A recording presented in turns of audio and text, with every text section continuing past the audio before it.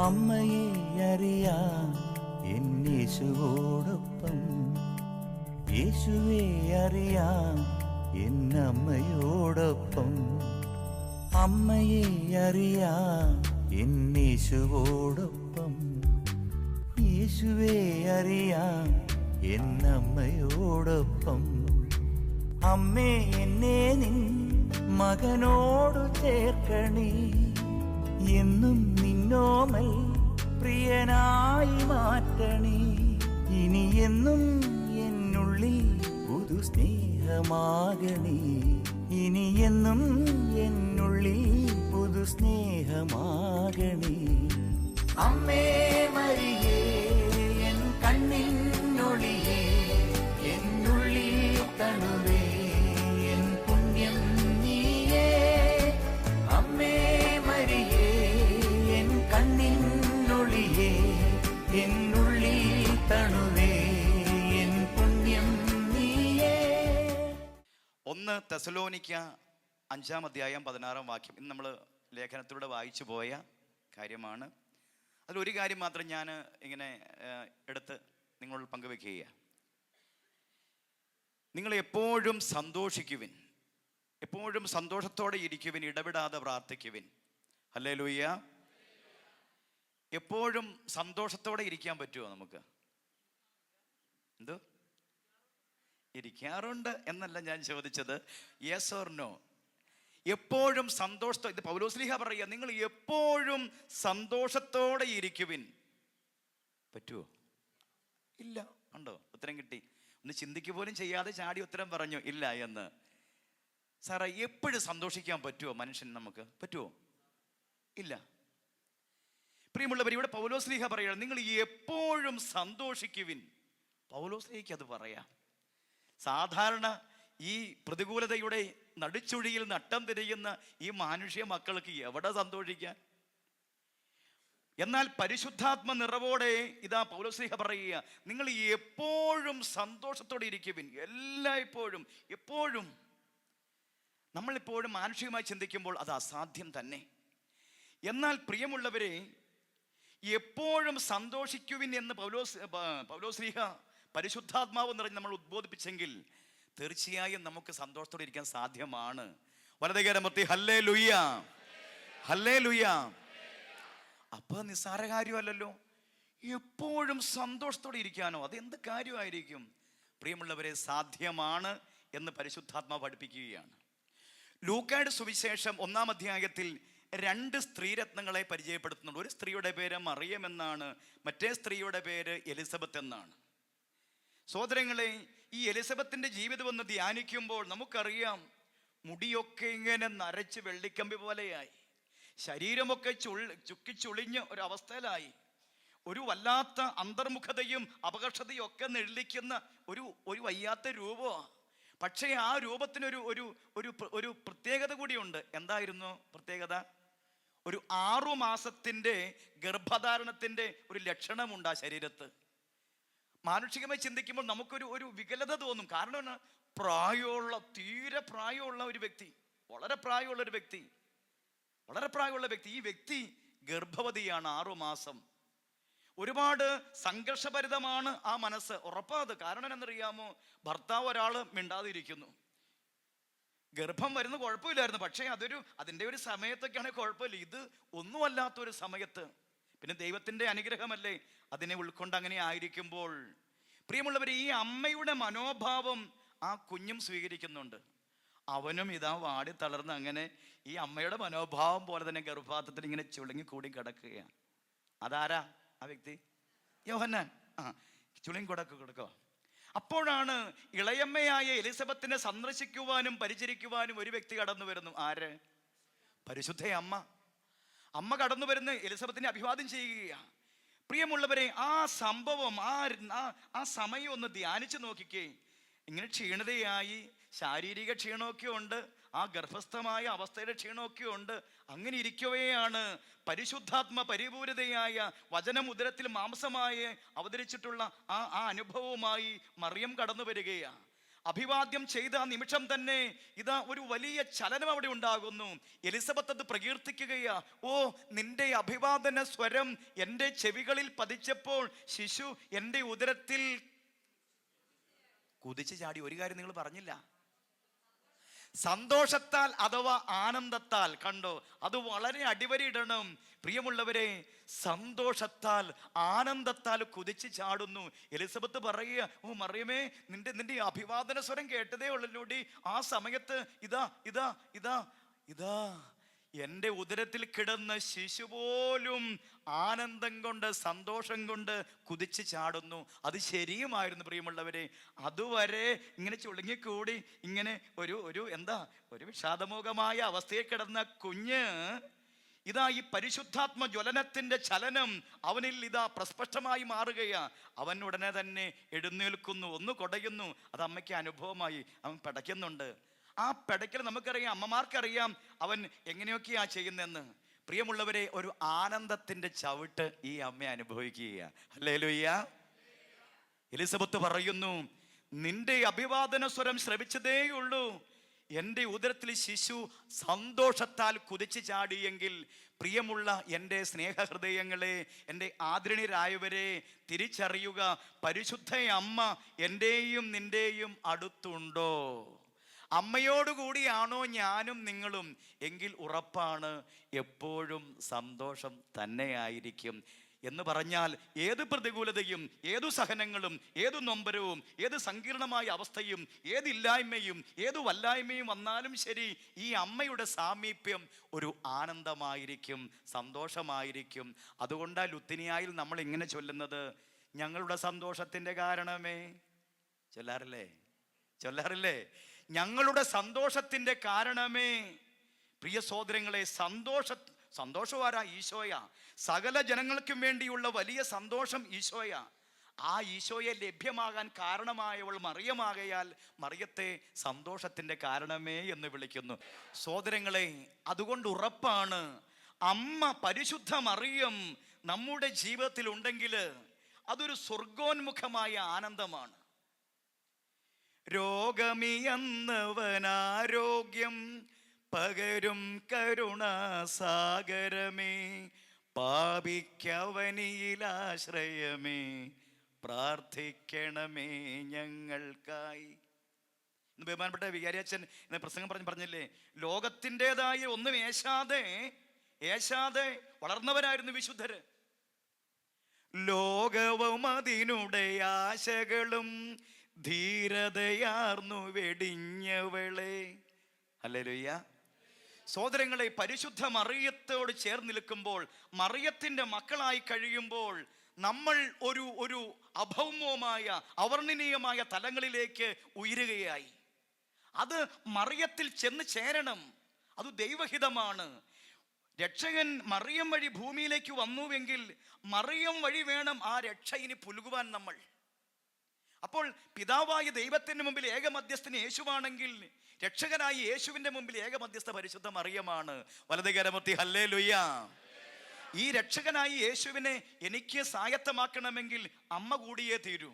അതുകൊണ്ടാ നിതരാം നിർമ്മല മാതാവേ, കറയില്ലാത്തൊരു കന്യകയെ, നേറുവഴി കാട്ടും ദീപശിഖേ, പ്രാർത്ഥിക്കണമേ ഞങ്ങൾക്കായി. നേർവഴി കാട്ടുന്ന ദീപശിഖ, അതാണ് മറിയം. നേർവഴി ഈശോയാണ്, നമുക്കറിയാം, ഈശോയാണ് നേർവഴി. ആ നേർവഴി കാട്ടിത്തരുന്ന ദീപശിഖയാണ് മറിയം. അതായത് ആ വഴി ഏതാണെന്നൊരു വെളിച്ചമായി മറിയം നിലകൊള്ളുന്നു. അപ്പോൾ ഏതു തലത്തിലും ക്രിസ്തോന്മുഖമായ ഒരു വളർച്ചയ്ക്ക്, ആ ദൈവിക ആനന്ദത്തിൽ, സന്തോഷത്തിൽ, സമാധാനത്തിൽ വർത്തിക്കുവാൻ ഈ സമാധാനത്തിൻ്റെ രാജ്ഞി, ഈ സന്തോഷത്തിൻ്റെ കാരണം, ഈ ആത്മജ്ഞാനപൂരിത പാത്രം, ഈ ബഹുമാനത്തിൻ്റെ പാത്രം, അത്ഭുതകരമായ ഭക്തിയുടെ പാത്രം, ദൈവിക രഹസ്യം നിറഞ്ഞിരിക്കുന്ന റോസാ പുഷ്പം. എന്താ ദൈവിക രഹസ്യം നിറഞ്ഞിരിക്കുന്ന റോസാ പുഷ്പം എന്ന് വിളിക്കുന്നത്? പ്രിയമുള്ളവരെ, റോസാ പുഷ്പത്തിന് ഒരുപാട് ഇതളുകളുണ്ട്, ഇല്ലേ? എന്ന് പറഞ്ഞാൽ മറിയം എന്നത് ആ ഒരുപാട് ഇതളുകളുള്ള ഒരു ദിവ്യ രഹസ്യത്തിന്റെ പുഷ്പം തന്നെയാണ്. അത് നമ്മൾ മക്കൾ അറിയുന്നത് എന്താ? ഒന്നോ രണ്ടോ എതളയെ മറിയത്തെ കുറിച്ച് അറിയുന്നുള്ളൂ. ഹല്ലേലൂയ. കിടക്കുവാ ഇങ്ങനെ. അതുകൊണ്ടാ ഈ സഭാ പിതാക്കന്മാരും ദൈവീക ജ്ഞാനം നിറഞ്ഞ ദൈവശാസ്ത്ര പണ്ഡിതരും ദൈവീക ജ്ഞാനം നിറഞ്ഞ വിശുദ്ധ ജീവിതങ്ങളൊക്കെ കുറിച്ചു വെച്ചു. ഓരോ ലുത്തിനിയായുടെ പദങ്ങൾ, എത്രയോ വിശേഷണങ്ങളാ അമ്മയ്ക്കുള്ളത്. ആത്മജ്ഞാനപൂരിത പാത്രമേ, ബഹുമാനത്തിന്റെ പാത്രമേ, അത്ഭുതകരമായ ഭക്തിയുടെ പാത്രമേ, ദൈവിക രഹസ്യം നിറച്ചിരിക്കുന്ന റോസാ പുഷ്പമേ, ദാവീദിന്റെ കോട്ടയെ, നിർമ്മല ദന്തം കൊണ്ടുള്ള കോട്ടയെ, സ്വർണാലയമേ, വാഗ്ദാനത്തിന്റെ പേടകമേ, ഞങ്ങളുടെ തെളിവിന്റെ കാരണമേ. കണ്ടോ, തീരുന്നില്ല. എത്രയോ കത്തീഡ്രലുകളാ പ്രിയമുള്ളവരെ ലോകം മുഴുവൻ മേരി നാമത്തിലുള്ളത്. എത്രയോ ദേവാലയങ്ങളാ ലോകം മുഴുവൻ പരിശുദ്ധ അമ്മയുടെ നാമത്തിലുള്ളത്. എത്രയോ സ്ഥാപനങ്ങളാ മേരി നാമത്തിലുള്ളത്. എത്രയോ പെയിന്റിങ്സുകളാ അമ്മയുടെ നാമത്തിലുള്ളത്. എത്രയോ ഗീതങ്ങളാണ് അമ്മയെക്കുറിച്ച് വിരചിരിക്കുന്നത്. എത്രയോ ഗ്രന്ഥങ്ങളാ മറിയത്തെക്കുറിച്ചുള്ളത്. മരിയോളജിയുടെ ആഴങ്ങളിൽ ദൈവശാസ്ത്രത്തിന്റെ വീക്ഷണത്തിലൂടെ എന്തുമാത്രം ആഴങ്ങളാ ദൈവം കൊടുത്തുവിട്ടിരിക്കുന്നത് മക്കൾക്ക് വേണ്ടി. ഇനിയോ മേരി നാമമില്ലാത്ത ഏതെങ്കിലും വീടുകളുണ്ടോ? ഇല്ല. നമ്മളൊക്കെ ജപമാല ചൊല്ലി പ്രാർത്ഥിക്കുന്നുണ്ട്, ഒത്തിരി ജപമാല അർപ്പിക്കുന്നുണ്ട്. നല്ലതാ, ഒരുപാട് നല്ലതാ. പലരും ചിന്തിക്കാറുണ്ട്, എന്തിനാ ഇങ്ങനെ ചൊല്ലുന്നത്? സഹോദരങ്ങളെ, വിശുദ്ധ ചാവറയച്ചൻ പറഞ്ഞു, ചരടിൽ കോർത്ത സുവിശേഷമാണ് ജപമാല. ചരടിൽ കോർത്ത സുവിശേഷം. ബെനഡിക്ട് 16 പാപ്പ പറഞ്ഞു, ഇന്നലെ ഞാൻ സൂചിപ്പിച്ചു, കുടുംബങ്ങളിലെ കുർബാനയാണ് ജപമാല എന്ന് പറഞ്ഞാൽ സാത്താൻ ഇത്രമാത്രം ഭയപ്പെടുന്ന പ്രാർത്ഥന കുർബാന കഴിഞ്ഞാൽ മറ്റൊല്ല തന്നെ. സാത്താൻ ഭയപ്പെടുന്നത് നമുക്കറിയാം. ഈ ജപമാല പ്രാർത്ഥനയുടെ ആഴം, അർത്ഥം ഇത് നമ്മൾ മനനം ചെയ്യുമ്പോൾ ഡോമിനിക്ക് വീണ്ടും പറയുന്ന കാര്യം ഓർക്കുകയാണ്. നീ ഒരു നന്മ നിറഞ്ഞ മറിയം ചൊല്ലുമ്പോൾ സാത്താൻ അലറി വിളിക്കുകയും നരകം നടുങ്ങി വിറയ്ക്കുകയും ചെയ്യും. എന്താണ് അതിന് കാരണം? കാരണം മറ്റൊന്നുമല്ല തന്നെ, ദൈവകൃപ നിറഞ്ഞവളെ സ്വസ്തി എന്ന പ്രാർത്ഥനയാണ് ഇത്. നമുക്കറിയാം, നന്മ നിറഞ്ഞ മറിയമേ സ്വസ്തി, കർത്താവ് അങ്ങയോടുകൂടെ. ഈ പ്രാർത്ഥനയും സഭ പഠിപ്പിച്ച പരിശുദ്ധ മറിയമേ തമ്പുരാന്റെ അമ്മേ, പാപികളായ ഞങ്ങൾക്ക് വേണ്ടി ഇപ്പോഴും ഞങ്ങളുടെ മരണസമയത്തും. കണ്ടോ, മരണസമയം ആത്മീയ മരണമുണ്ട്, ശാരീരിക മരണമുണ്ട്. അപ്പോൾ ഈ അമ്മയോട് ചേർന്ന് യാചിക്കുകയാ. അപ്പോൾ എന്താ സംഭവിക്കുന്നത്? ഈ യേശുവും മറിയവും, ഈ യേശു നാമവും മറിയ നാമവും ആവർത്തിച്ച് നമ്മൾ ഉദ്ഘോഷിക്കുക ചെയ്യുന്നു ജപമാലയിൽ. അപ്പോൾ ദൈവകൃപ നിറഞ്ഞവളെ സ്വസ്തി, അത് ആദ്യമായി ദൈവിക രക്ഷയുടെ സന്ദേശവുമായി മംഗളവാർത്തയായി കടന്നു വരുന്നതിൻ്റെ ആദ്യത്തെ സ്വർഗീയ സന്ദേശത്തിൻ്റെ ആദ്യത്തെ പ്രയോഗം സമർപ്പണമായി മറിയത്തിന് കൊടുക്കുകയാണ്. ദൈവകൃപ നിറഞ്ഞവളെ സ്വസ്തി, ദൂതൻ പറയുക. ഇവിടെയാണ് ഈ മറിയത്തിൻ്റെ സമ്മതത്തെ നോക്കിയിരിക്കുന്ന അന്ധകാര ശക്തി.